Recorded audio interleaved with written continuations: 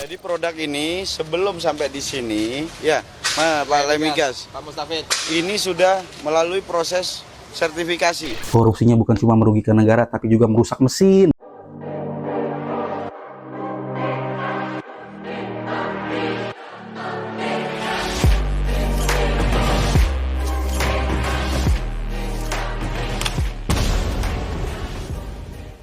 Selamat datang di LBJ Viral 24, podcast video reaction yang selalu bikin deg-degan pastinya. Aduh. Apalagi episode kali ini. Iya benar. Kita bakal ngebahas kasus korupsi yang bikin resah nih Bapak Presiden Prabowo sampai rakyat jelata nih di warung-warung pengecer Madura nih. Bener-bener. Jadi kita tiap hari disajiin terus sama berita-berita yang meresahkan dan menyedihkan mulu nih Bang. Kabarnya nggak enak mulu Bang. Ya habis bagaimana ternyata kenyataannya di Republik ini para pejabat-pejabat kita masih hilap nih kalau ngeliat duit. Gila. Nah ini nih duitnya gede juga nggak nih Bang Ya korupsinya? ini kali ini menimpa kasus korupsi menimpa PT Pertamina Patraniaga nih. Oke. Yang dilakukan oleh direktur utamanya Rifa Siaan. Wah inisialnya RS. Nggak pakai inisial dia mah. Udah ketahuan ya udah.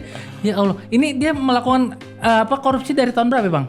Nah ini korupsi katanya berjamaah dari tahun 2018 sampai 2023 Ya ilah. dan merugikan negara nih 193,7 triliun rupiah. 193,7 triliun. Rupiah. Bang itu kalau kita udah bisa bikin IKN 2 kali tuh Bang. Bisa. Katanya sih Iya. bikin IKN kurang lebih biayanya kan 500 triliun rupiah. Oh 500 ya? Dan menurut Kejaksaan Agung ini nominal tadi 193,7 triliun rupiah. Itu adalah nominal mereka korupsi berjamaah Selama 1 tahun. 1 tahun. Sedangkan ini 5 tahun kurang 5 lebih. tahun. Nah, hitung aja sendiri. Dikali dah. Bikin Berapa IKN 2 bisa bener. Jadi satu di Kalimantan kan. Satu Kalimantan udah jadi. Satu lagi di mana Bang? Satu lagi di mana? Di mana enaknya? Di Glodok. Gila kata lagi dong. Nah, gitulah katanya modus ini. Jadi di Rut itu membeli bahan minyak mentah dengan RON 90. Tapi dibilang dibelinya RON 92 alias Pertamax. Padahal yang dibeli itu adalah RON 90 alias Pertalite. Beli kucing dalam karung goni dong Bang namanya. Iya, pantesan aja nih, Bro. Iya. Motor kemarin rasanya enak pakai Pertamax. Benar, ya kan? benar. Sengaja kita beli Pertamax kan. Supaya pemerintah subsidinya berkurang. Nah, kita mah kan sebagai warga kita mencintai tanah air kan, support pemerintah kan. Mensupport Bapak Prabowo supaya APBN-nya kagak bengkak lah dengan subsidi BBM kan. Kita belilah Pertamax. Pertamax kita bantuin lah ibaratnya ya. Tahu-taunya kita dibohongin. Ya dikibulin. Ternyata Pertalite lagi. Cuman dikasih ini doang nih sepuhan, katanya sepuhan. Pantesan nih Bang, ini demi Allah nih. Motor saya Bang ya, tangkinya bekarat. Waduh. Jebol. Ini karena saya sering pakai Pertamax. Itu ngaruh gak ya? Itu mah betul kok kata orang bilang korupsi itu langsung mengena ke rakyat jelata nih. Nah, dampaknya langsung berasa sama saya sebagai korban nih. Jadi itu tangki karatan itu? Karatan saya ganti 800.000 nih. Situ coba. Ampun, itu gara-gara BBM? Ya kan saya ngisi Pertamax. Besok-besok saya ngisi berarti di warung Madura aja. Jangan di POM. Gimana? Motornya kali udah kisut, udah aki-aki jadi karatan gitu kan. Jangan-jangan motor tua kali, motor tua. Motor tua kali ya. Ya tapi pasti ada pengaruhnya itu dari dioplos kan Bang.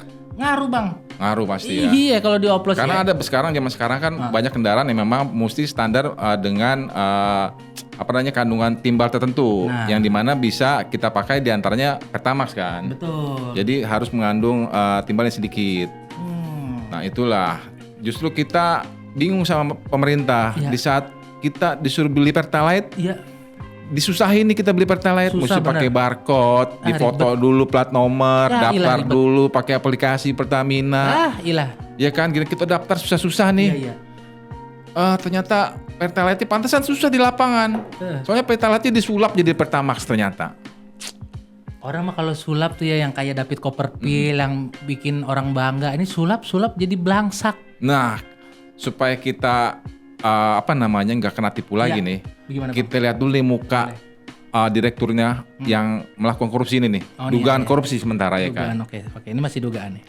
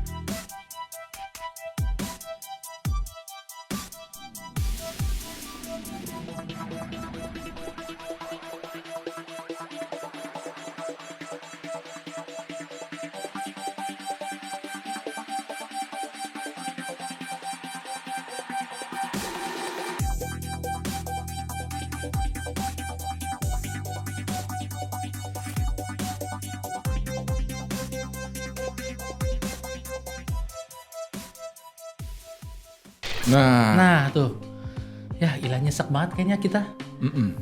Tampilannya begitu lagi abangnya, abang ininya nih, dirutnya kayak minyak lilin. Bayangin dia Iya, seorang direktur utama Pertamina, Bener, Patra Niaga. betul. Tahu nggak sih bro, gaji seorang direktur utama Wah, itu berapa duit? Ini pertama ngomongin gaji ya. Iya. Gaji seorang direktur utama PT Pertamina, udah pasti bang, kayaknya sih bang ratusan juta ya, ratusan juta nih pasti. Kan kalau nggak salah BUMN Pertamina itu salah satu BUMN paling terbesar di negara Betul, kita betul, kan, betul, yang betul. penghasilan paling besar. Iya. Karena menguasai hajat hidup orang banyak kan, Iya, kebutuhan betul. BBM ya kan. Iya benar. Dan konon katanya hasil investigasi gini nih, Bagaimana bang? investigasi. Katanya gaji seorang direktur utama Iya. Pertamina Patra Niaga itu 1,81 miliar setiap bulan bro, Ya, bukan setiap tahun. tiap bulan dapat dibayar 1,8 miliar ya. Tiap bulan itu masih mau maruk aja mau korupsi. Kurang apa lagi dia mau bikin apa sih? Hah? Mau Itu bikin? Hah? kalau dihitung-hitung berapa kali gaji lu bro? Ya bang, kalau dihitung-hitung durasi kita sampai habis juga nggak bakalan kelar ini bang. Itu Ini karena enggak masalahnya itu duit, udah banyak gajinya.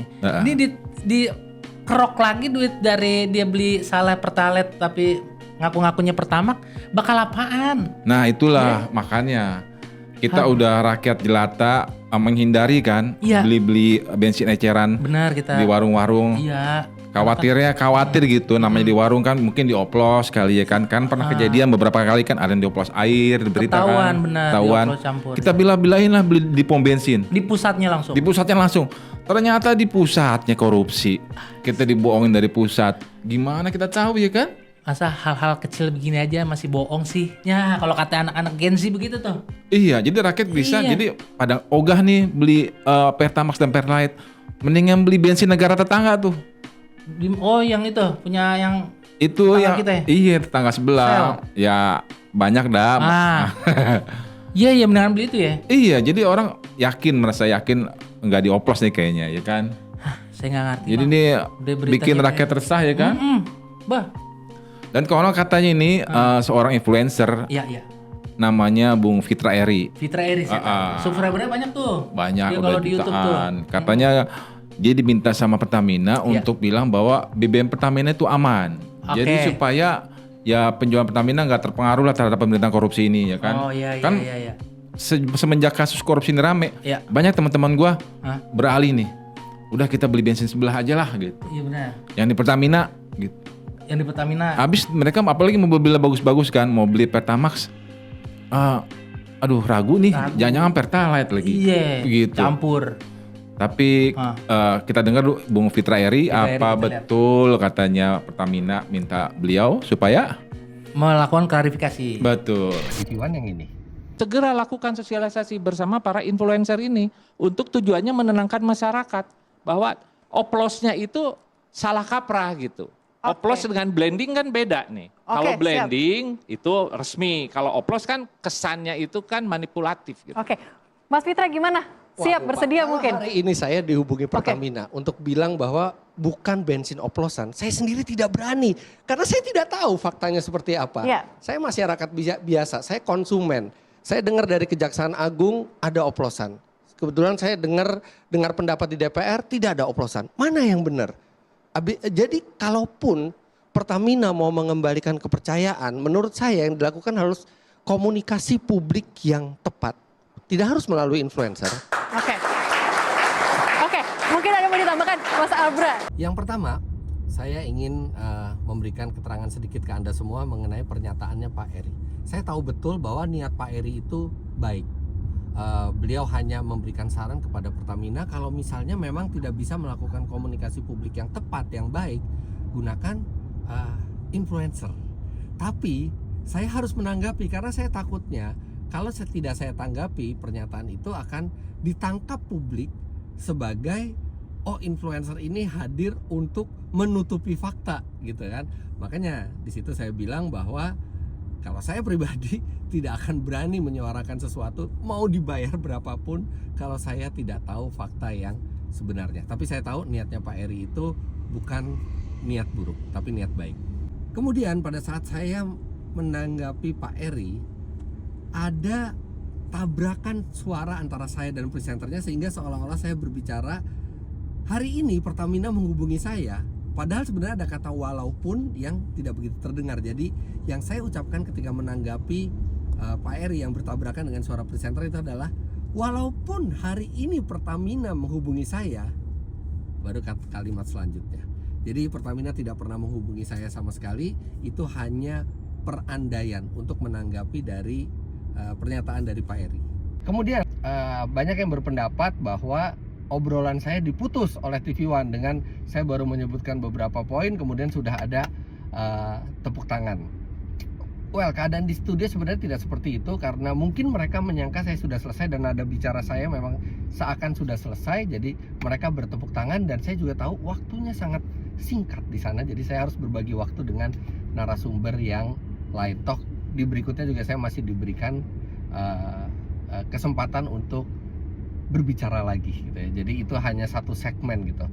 Hal-hal yang belum saya sampaikan di situ ada di segmen berikutnya, di wawancara tersebut saya sampaikan. Nah, kalau harapan saya semoga momen ini bisa digunakan Pertamina sebagai institusi itu untuk berbenah diri, melakukan penyelidikan yang mendalam, bukan hanya yang sudah terjerat kasus, kalau bisa yang belum terjerat tapi ada penyimpangan di dalam juga harus dibersihkan, lakukan transparansi ke publik supaya kedepannya Pertamina itu bisa memperbaiki lagi standar pelayanan serta standar kualitas produknya, dan tentunya kita semua berharap Pertamina bisa kembali menjadi BUMN yang kita cintai bersama.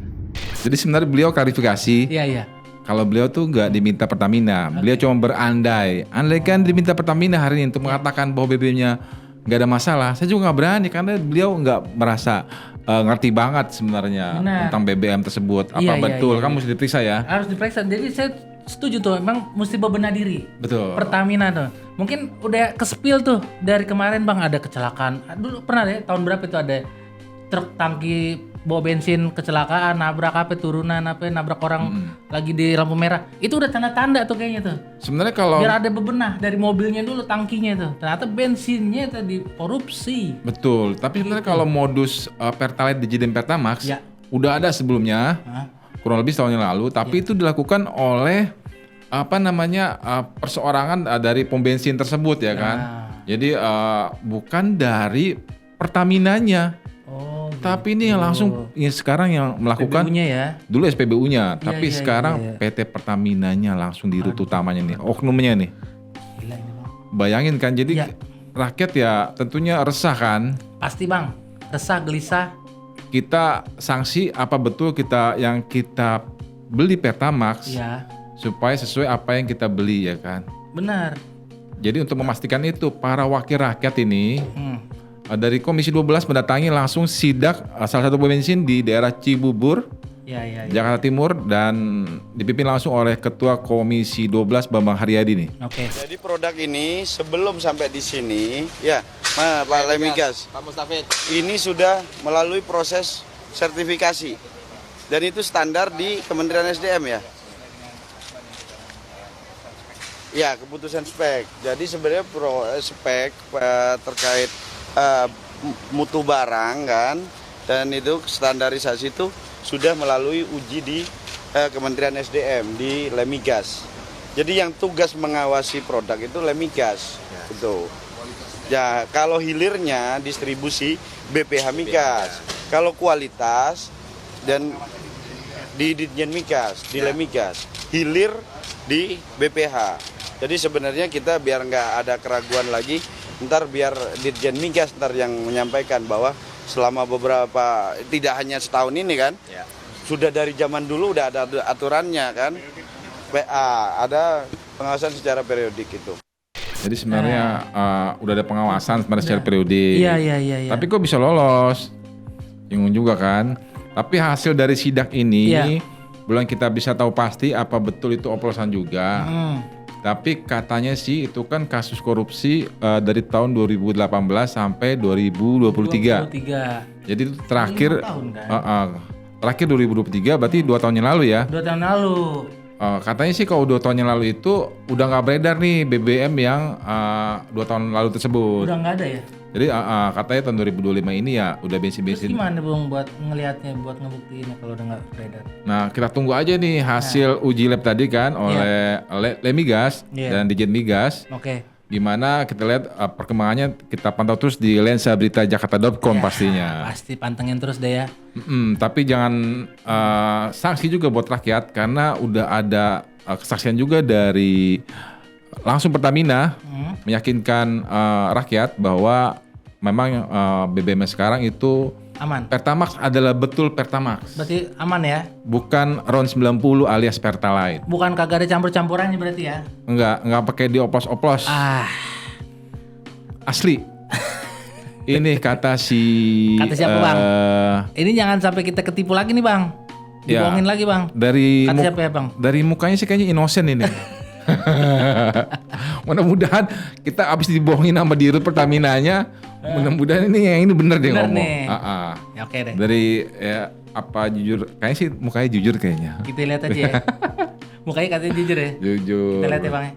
Menanggapi isu yang saat ini berkembang di masyarakat, di warganet dan di media, kami tegaskan bahwa tidak ada Pertamax oplosan. Jadi Pertamax yang kami salurkan di SPB ini sudah kami pastikan sesuai dengan spesifikasi yang ditentukan oleh Ditjen Migas.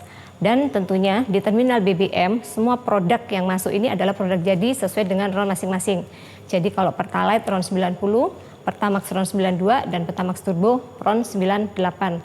Dan kalaupun ada treatment yang dilakukan di terminal BBM, ini sebetulnya bukan pengoplosan ya, tapi di sini tentu ada beberapa BBM yang mungkin datang tidak dengan warna, karena basicnya sebetulnya BBM ini tidak berwarna sehingga diperlukan pewarnaan atau dayes ya, sehingga masyarakat mudah mengenali.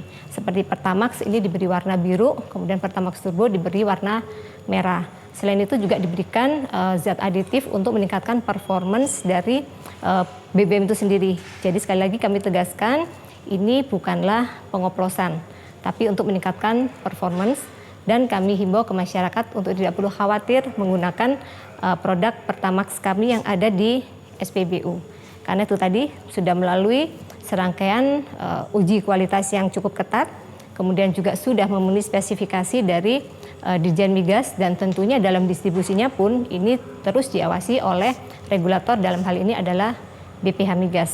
Jadi perlu kami tegaskan bahwa treatment ini bukanlah pengoplosan dan treatment ini tidak mengubah nilai oktan yang ada di Pertamax. Jadi Pertamax tetap merupakan produk BBM dengan RON 92 dan masyarakat tidak perlu khawatir, tetap gunakan Pertamax seperti biasa. Ya, itu statement dari namanya Bu Helen. Ibu Happy Wulansari. Nah, dia corporate secretary dari PT Pertamina. Ya, oke. Ya, saya pegang kata-katanya ya Bu ya. Soalnya mbaknya ibu itu tegas juga. Iya, kita mau yakinin deh. Namanya sih Mbak Happy, cuman mukanya kayaknya kurang happy. Tegang. Tegang dia, mungkin dia merasa tertekan juga karena keadaannya. Gimana yang gak tertekan Bang? Ini yang doain rakyat Indonesia Bang kalau kita ada dijolim-jolimin begini Bang. Kan dia pasti kena imbasnya. Apa dia mau diajab ntar di neraka minum BBM? Aduh, serem dong. Kan gak mau ya Bang ya? Iya Mbak Happy, kita pegang ya komitmennya Pertamina. Mudah-mudahan kedepannya nggak ada lagi nih kayak gini-gini. Amin dah, mudah-mudahan nih. Jangan sampai rakyat jelata kayak kita jadi korban lagi. Iya, berasa kayak kita langsung. Sesek di dada. Jadilah sesek di dada kayak lagu. Percis rasa sesek di dada seperti yang dirasain nih. Oleh sama ada ada komika juga ini. Iya. Dan juga konten kreator. Dia Heri Hore. perasaannya sama sama kita. Benar. Dia Kecewa dia pokoknya. unek-unek diomongin Bang semua di sini Bang. Kita tonton ya. Kita tonton dia ngedumulnya kayak gimana. Iya. Pertalite dioplos jadi Pertamax. Hebat. Korupsinya bukan cuma merugikan negara, tapi juga merusak mesin. Ya Allah. Gue ngebayangin nanti para pelaku di neraka pas disiksa malaikat bilang, dimulai dari nol ya. Dari sekian banyak korupsi, baru ini nih gue langsung merasa jadi korbannya. Udah bela-belain nggak beli bensin eceran, takut dioplos, malah dioplos di pusatnya. Pantesan gue kalau beli bensin di Depok 10.000 nggak nyampe Bandung. Padahal sama-sama jauh barat loh. Pantesan motor gue tiap hari selimutan mulu tuh. Kecewa dibohongin. Aduh, emang bener-bener gelap nih Indonesia.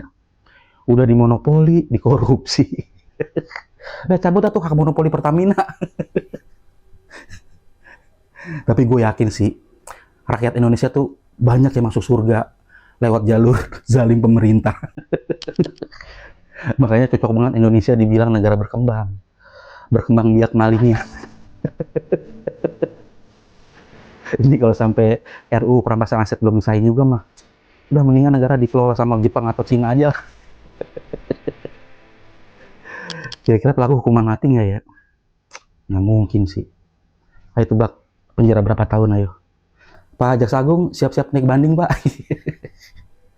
Ya jadi begitulah gambaran nanti kasus Danantara. Nggak mungkin Danantara mah bagus, bersih semuanya. Kang Bakso lewat lagi. Ya. Itu Jadi, kata si Bro Heri Heri Hore. Keresahan ya itu ya. Iya, jadi jangan Diungkapkan khawatir. dengan Gara-gara jokes, ya. kasus korupsi ini, Iya. kita semua bakal masuk surga. Mudah-mudahan kita masuk Iya, surga bareng. karena kata udah jelas ayatnya. Bener. Orang yang dizolimin pasti masuk surga. Bener, berkurang dosa kita. Pindah ke orang yang jahat. Iya. Mulai dari nol ya. Ya. Dari nol.